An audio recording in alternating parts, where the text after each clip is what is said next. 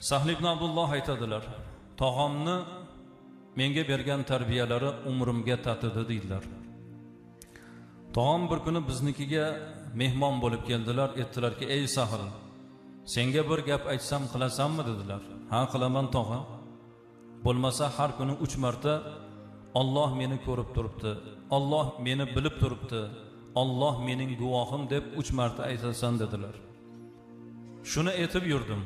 Oradan bir muncha vaqt o'tdi. Tog'am, ey Sahl, meni aytganlarimni qilyapsanmi? Qilyapman tog'a. Bo'lmasa o'sha gaplarni 7 marta har kuni takror qilgin. Har kuni 7 marta Alloh meni ko'rib turibdi, Alloh meni bilib turibdi, Alloh mening guvohim deb takror qilib yurdim. Yana oradan ancha vaqt o'tdi. Tog'am so'rab qoldilar.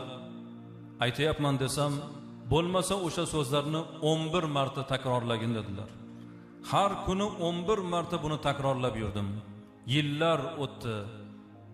Meni shu so'zlarim qon-qonimga, jonimga singib ketdi. Vujudimga singib ketdi. Alloh ko'rib turibdi, Alloh bilib turibdi, Alloh mening guvohim. Yigit bo'ldim. Biror bir gunohga ro'para bo'lsam, yillar mobaynida aytgan so'zim esimga kelaveradi.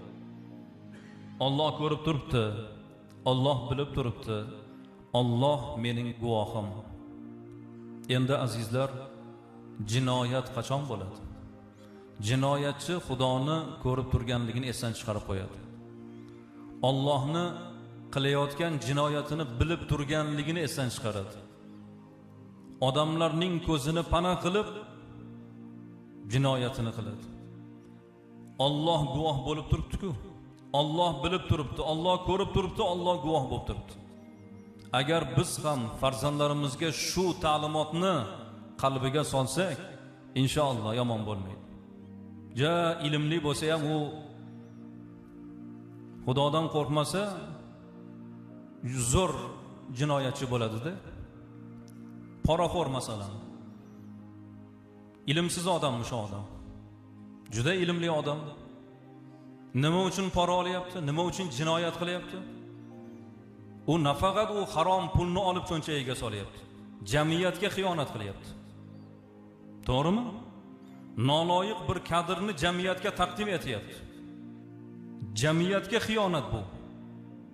Bir odamning jinoyatidan jamiyat zarar ko'radi. Xudodan qo'rqmasa bo'lmaydi azizlar.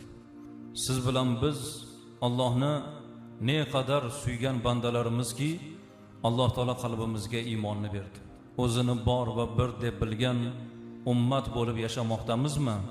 Bu bizning katta bir saodatimiz.